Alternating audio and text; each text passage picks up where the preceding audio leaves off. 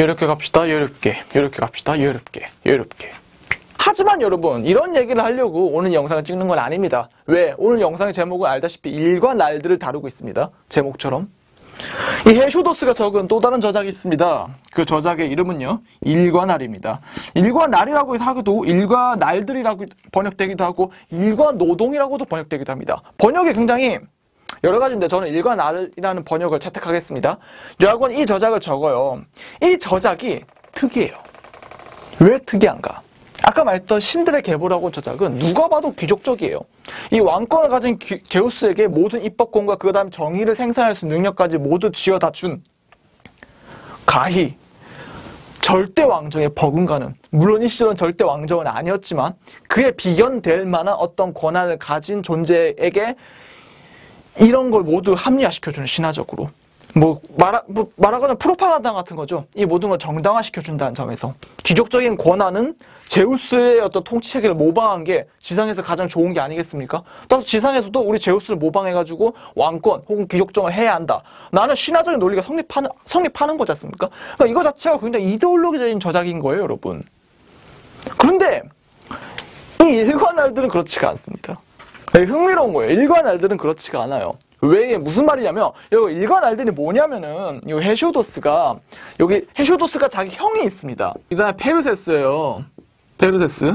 근데 헤쇼도스의 아버지가 돌아가시면서 유산을 남기지 않습니까? 근데 그 유산을 가지고 헤쇼도스랑 페르세스가 싸움을 붙어요.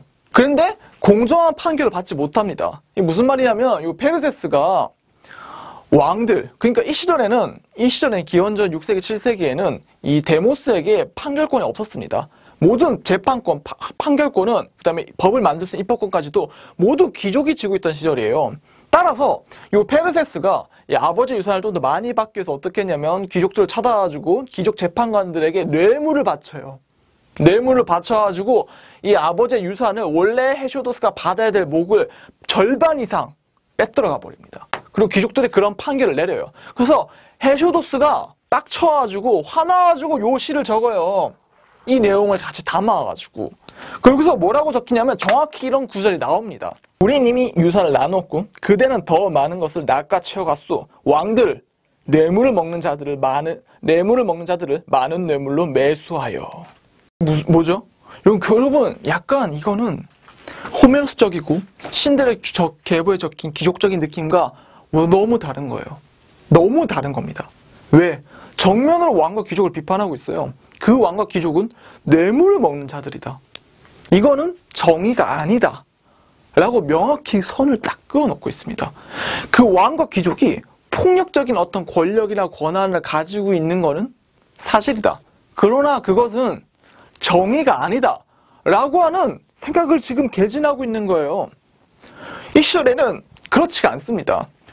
다시 한번 얘기하지만 이 신들의 계보, 그 다음에 호메네스의 귀족적인 영웅들이 보여주는 거 전부 다 이 정의라고 하는 건 제우스, 주권자, 권력, 주권, 이것과 분리될 수 없는 거예요. 권력과 주권이 가는 게 곧 정의 아니냐.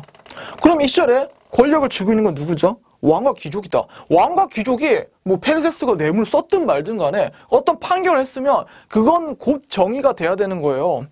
주권과 정의는 분리되지 않습니다. 합쳐져 있어요. 다시 한번 얘기하지만 제가 이미 12번 이상 강조하고 있지만 정의를 만드는 게 권력인데 무슨 권력에서 벗어난 정의가 어딨냐, 이 세상에. 너무 이상한 생각이에요. 근데 헤쇼도스는 그 생각을 명확히 전개시킵니다. 여러분, 뒤에 가면 일과 날들에 이런 구절도 있어요. 오, 페르세스여, 그대는 이 점을 잊어버리시라. 크로노스의 아드님께서는 인간들에게 그런 법도를 주셨기 때문이오. 물고기들과 짐승들과 날개 달린 새들은 그들 사이에 정의가 없어. 디케가 없어. 그분께서 그들끼리 서로 잡아먹게 하셨으나 인간들에게는 월등히 훌륭한 것으로 드러난 정의를 주셨던 것이오. 인간에게 디케를 줬던 것이오. 왜냐하면 누군가 옳은 것을 옳은 줄 알고 말하면 멀리 보는 제우스께서 그에게 복을 주시기 때문이오. 하지만 누군가 거짓 맹세를 하며 일부러 거짓을 증언하고 정의를 해코지하면 그는 구제할 길이 없이 미망에 빠진 것이오. 그의 집안은 앞으로 더욱더 한미해질 것이고 반면에 정직하게 맹세한 자의 집안은 장차 더 번창할 것이오. 여러분 또 그리고 이런 구절도 있습니다. 페르세스여, 그대는 정의에 귀 기울이고 폭행을 늘리지 마시라. 폭행은 지위가 낮은 사람에게는 해롭기 때문이요. 그러나 높은 사람이라도 폭행을 쉬이 견디지 못하고 그 아래에 쓰러질 것이오. 미망을 만나게 되면 정의를 인도하는 다른 쪽 길을 다니기가 더 좋소. 종국에는 폭행보다 정의가 우세하기 마련이요. 바보는 당해봐야 아는 법. 이게 무슨 말일까요? 지금 헤쇼도스가 하는 말들이 너무 분명해요. 헤쇼도스 일과 날들에 가서 드디어 폭력과 정의가 구분되는 겁니다. 디케. 폭력과 정의는 구분돼요. 테미스는 더 이상 정의를 관장하는 신이 아닙니다. 입법적인 능력은 갖겠지만 이게 정의라고 볼 수 없어요. 권력이 만드는 게 다 정의는 아니라는 겁니다. 일과 날들에서 그 생각이 처음 표현돼요. 어떤 뭔가 있다. 정의가 있다. 아니 그럼 이거 뭔가요, 여러분? 이게 뭔가요? 일과 날들은 한 번 더 정리하지만 귀족적인 저작이 아닙니다. 이 뒷이야기를 맞이하자면 이 페르세스가 뇌물을 써가지고 유산을 찬탈했죠.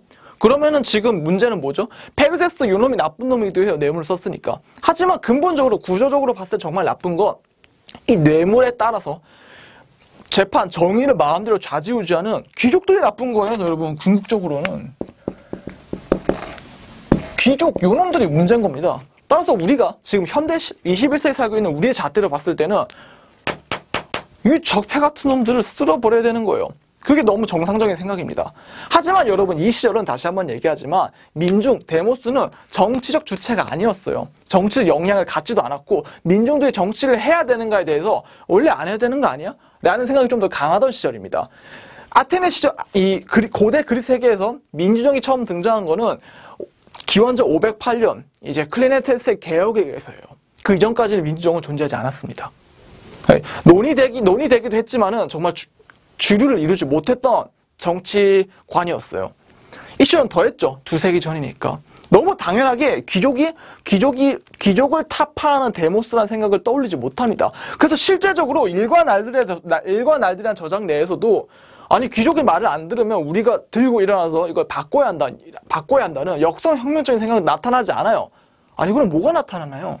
뭐가 나타나냐면 흥미롭게도 아까 얘기한 구절에서 나오듯이 정의를 지키면 우리 제우스 신께서 도움을 줄 것이다. 정의를 안 지키면 우리 제우스 신께서 아마 너희들에게 저주를 내릴 거야. 그러니까 정의를 지키자. 그리고 지금 우리 같은 힘없는 농민들 뭘 해야 되는 걸까? 우리 제우스 신께서 우리를 굽어 살피고 있으니까 지금 여기엔 너무 신경 쓰지 말고 주어진 걸 가지고 농사나 잘 짓자. 그러면서 참 골 때리게도 농사기가 쭉 진행돼요. 뭐가 진행되냐면은 1월에는 무슨 씨를 뿌리고 2월에는 뭘 어떻게 하고 3월에는 뭘 해야 되고 5월에는 도토리를 수확해야 되고 밭을 갈 땐 밭고랑을 좀 이렇게 하고 소를 빌리고 예쁜 아내를 구하기보다는 밭을 갈 수 있는 여자 노예를 사가지고 조금 더 경작을 해야 되고 그다음에 하인들이 막 놀지 못하게 감시 감독해가지고 불을 좀 더 축적해야 되고 근명성실해야 되고 사치하지 말아야 되고 농사할 때 이렇게 하는 게 좋고 하늘에 무슨 별이 뜨면 이건 홍수가 날 징조니까 이 농사를 접어야 되고 이런 것들에 대한 아주 기나긴 얘기가 펼쳐져요. 지금 우리 길게 했던 요 페르세스의 재판 개념은 여러분 3분의 1밖에 안 됩니다. 이 일과 날들에서. 나머지 3분의 2는 이 농사에 대한 이 노하우들로 가득 채워져 있어요. 무슨 자기계발서 같아. 근데 여러분 굉장히 이거 노예적인 겁니다. 왜? 아니 여기서 페르세스가 귀족이 법률을 부당하게 해가지고 내 재산을 빼들어 갔어요. 빼들어 갔더니 해결책을 제시하는 게 빼들어간 건 어쩔 수 없고 지금 있는 거를 더 잘 불릴 수 있는 재테크를 가르쳐줄게 라고 말한 겁니다. 지금. 그리고 그게 교훈시라고 전해지는 거예요. 일과 날들에서. 여기서 우린 뭘 읽어낼 수 있죠? 뭔가 정치적 주체가 되지 못했기 때문에 이 제우스라고 하는 허구적인 구조, 마치 우리 마르크스가 말한 인민의 아편이 떠오르죠. 그런 허구적인 구조를 떠올리고 그 허구적인 구조 내에서 이런 귀족적인 부조리를 그냥 잊어먹고 지금 있는 거 그냥 현실에 집중하자 해가지고 뭔가 좀 더 개돼지스럽게 노예스럽게 뭔가 노동을 하는 거기에 관련된 저작을 적은 거예요 지금. 그래서 마냥 좋아할 저작은 아닌 겁니다. 왜냐하면 민중이 정치적 주체가 되지 못했어. 너무 잘 보여줘요. 그리고 헤쇼도스가 그렇게 적지 못했다는 거는 신들의 계보를 통해 너무 잘 드러나요, 여러분. 헤쇼도스는 기본적으로 이 제우스가 모든 권력을 쥐는, 현명한 왕이 모든 권력을 쥐면은 이 문제는 다 해결된다고 봤습니다. 아니, 현명한 왕이 권력을 안 쥐면 어떻게 되는 거예요? 현명한 왕이 나오길 기다려야 되는 거죠. 노예적인 생각이죠. 왕권 자체를 없애거나 그런 민주적인 생각을 하지 못했습니다. 하지만 그 과도기는 보여준다는 거죠. 여기에 대해서. 왜냐하면 폭력과 정의를 최초로 구분했으니까. 여러분, 그렇기 때문에 철학계에서는 헤쇼도스를 윤리학, 철학의 첫 시작이라고 보기도 합니다. 왜냐하면 이걸 해냈기 때문에. 네, 오늘은 이런 얘기 하고 싶었습니다. 근데 여기 보면 약간 한 가지 남죠. 제가 질문 던졌죠. 아니, 왕이 폭군이면 어떡해? 라는 의문이 남죠. 그 부분 역시가 이 D시대의 화두가 됩니다. 아니, 우리 주권자 제우스, 나중에는 그 아들이 헤라클레스, 이런 주권자들이 너무 야만적이야. 이런 교훈적인 행동, 뭔가 합리적인 행동을 하지 않아.